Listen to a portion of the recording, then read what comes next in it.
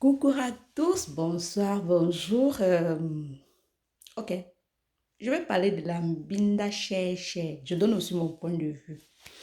Ok, mais je vais parler plus du côté santé. D'ailleurs, je me profite pour me présenter.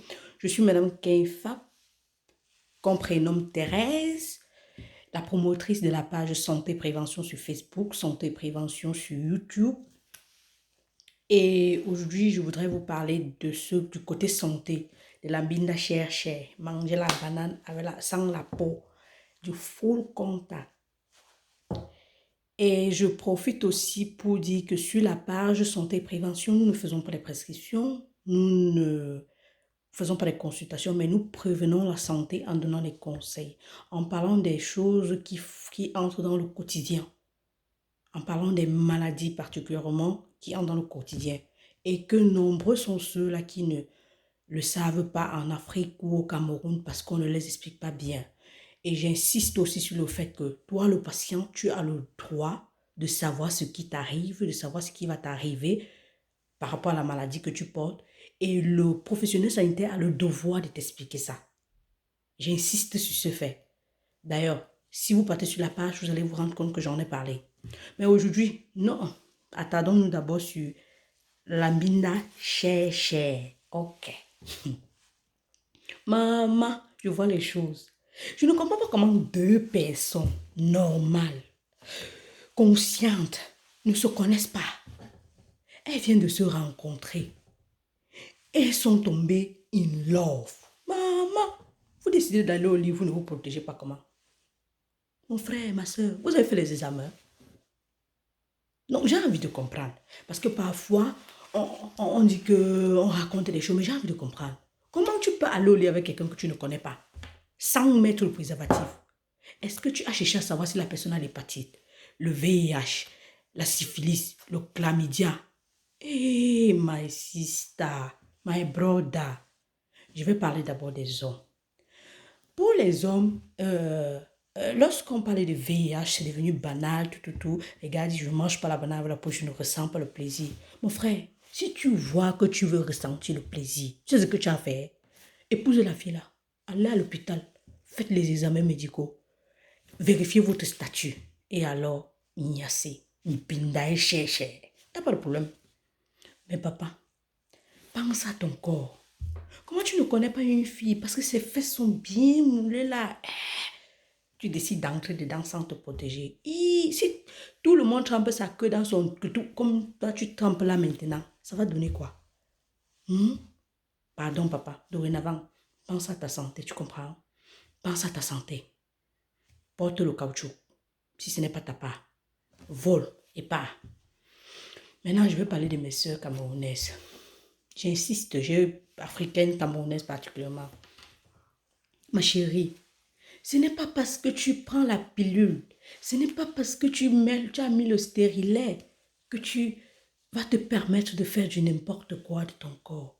Pourquoi tu ne penses pas à ta santé? Pourquoi tu ne penses pas à ta future progéniture? Pourquoi? Pourquoi tu te fais ça à toi? Hein? Elles sont trois catégories. La première catégorie englobe les deux autres. Pour éviter les grossesses précoces. Tu évites quelle grossesse précoce lorsque tu ne penses pas aux maladies sexuellement transmissibles que j'ai citées tout à l'heure? Est-ce que tu as écouté ça? Est-ce que tu sais que si tu as ces maladies-là, c'est dangereux pour ta santé? Le chlamydia se traite avec un antibiotique. La syphilis, la même chose. Le VIH ne se traite pas. Mais il y a un monsieur là, l'hépatite, qui peut te prendre. Comme ça peut prendre le gars là. C'est toi qui peux me lui donner.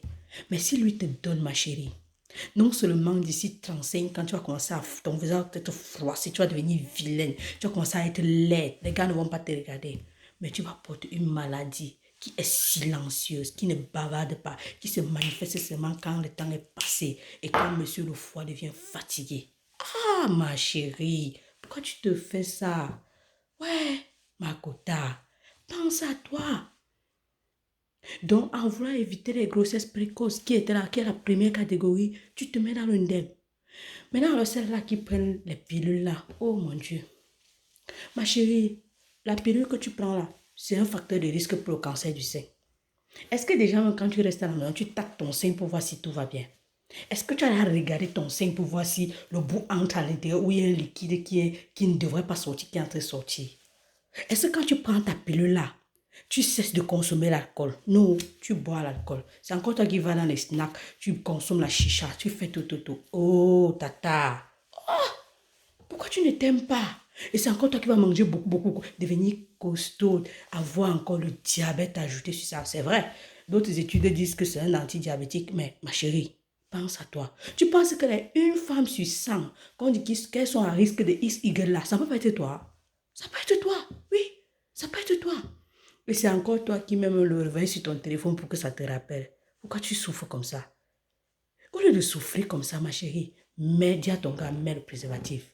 Je ne suis pas ta part, mets le préservatif. Ça, c'est aussi l'auto-estime. Ça, c'est aussi s'affirmer. Ça, c'est aussi montrer que je suis moi, la femme. Ah, tata. La troisième catégorie, c'est celle qui porte le stérilet. Je suis même fatiguée lorsque je parle de celle-là. Lorsque tu portes le stérilet, c'est déjà d'abord un agent étranger qui est dans ton corps et il est positionné dans ton utérus où l'enfant doit grandir si à jamais tu dois être enceinte demain. Donc, lorsque tu as déjà cet agent inconnu dans ton corps, ça veut dire que tous les bactéries de ton corps cherchent seulement l'occasion pour y entrer. Mais ce n'est pas facile. C'est encore toi qui vas aller porter le protège-slip. Ouais, pourquoi tu fais ça? Le protège-slip, ça empêche que ton couteau respire. Ton couteau a déjà d'abord ses bactéries à lui, puis il le protège. Quand tu portes encore le protège-slip, tu empêches que le couteau respire, que ça transpire, que ça respire là. Ah, papa, tata. Les bactéries là, n'est-ce pas, ça s'augmente, ça grandit. Ce n'est plus un environnement propice pour eux. Et ils peuvent monter, ils peuvent traverser le col de l'utérus pour aller retrouver le stérilet là. Et là, tu vas voir. Et ce que tu ignores, tu portes le stérilet, tu peux en binda chercher, tu ne sais pas si le gars est en santé, tu ne sais pas que si tu contactes une maladie sexuellement transmissible, ton stérilet va s'infecter et ça peut causer l'infertilité. Ton utérus est à risque. Ton utérus est à risque. Est-ce que tu as écouté la parole là? Est-ce que tu as écouté la phrase écrite? Écrit que ton utérus est à risque. Pourquoi tu fais ça ton corps? Ouais, chérie Coco, si tu venais chercher, et marie-toi. Ou bien mets le préservatif, c'est tout. Aujourd'hui, je viens te donc t'informer que le stérilet que tu mets là, ce n'est pas la sécurité. C'est plutôt ta mort que tu cherches. Tu as grandi les quartiers d'ici comme moi, c'est là. Tu as souffert. Et tu es là, tu mets le protège parce que tu as vu les blanches mettre. Les blanches connaissent quoi? Ouais, elles connaissent quoi? Elles ne se protègent pas. Elles ne pensent pas à ça. Oh, tata. Donc ça, c'est aujourd'hui. Que ce soit toi, mon tonton, que ce soit ma tata, que ce soit n'importe qui là, qui est en train de me regarder. Sache que quand tu me bindes à chercher, ce n'est pas le VIH qui est le problème. Ni le chlamydia, ni la syphilis. C'est ce qui est autour. Mais particulièrement ce monsieur hépatite.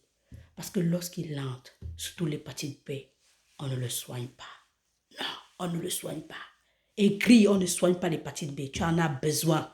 Tu en as besoin. Mets ça dans ton agenda du jour. Tu en as besoin. On ne soigne pas l'hépatite B. Et tu es là, tu cours ce risque-là. Tu cours ce risque-là. Et ça se transmet à l'enfant. Ça se transmet lorsque la maman est atteinte. Ça se transmet. Donc aujourd'hui, si tu ne connaissais pas santé et prévention, je t'invite à t'inscrire, à liker la page, à partager, à aimer, à donner ton point de vue sur ce sujet. Ok? Donne ton point de vue et préserve ta santé, je t'en supplie. Fais-le. La santé, c'est un don. Chaque jour qu'on se lève, tout le monde n'a pas cette chance. Des personnes se lèvent mortes. Des personnes perdent leur vie à cause des bêtises, à cause des plaisirs. La chose que j'ai oublié de dire, c'est que la pilule, lorsque tu la consommes, ça baisse la libido. Le plaisir sexuel n'est plus le même. Parce qu'il y a les sécrétions vaginales là qui sont sèches. Tu ne lubrifies plus bien. Tu vas utiliser les crèmes. Tu vas encore mettre les saletés dans tes fesses. Et il faut encore penser aux filles là qui passent le temps à mettre l'ail, à mettre les choses dans leur vagin parce qu'il faut resserrer le vagin. Ouais, pourquoi vous faites ça? Donc seulement vous avez d'abord créé tous les risques sans préservatif. Vous mettez encore les choses. Pourquoi vous faites ça à votre corps? Oh, tata, arrête ça. Tonton, arrête ça. Pense à ta santé. Donc, aujourd'hui, sur santé prévention, nous parlons de ça. Merci de m'avoir écouté. C'était Madame Kenfak. À nous revoir la prochaine fois. Bye bye.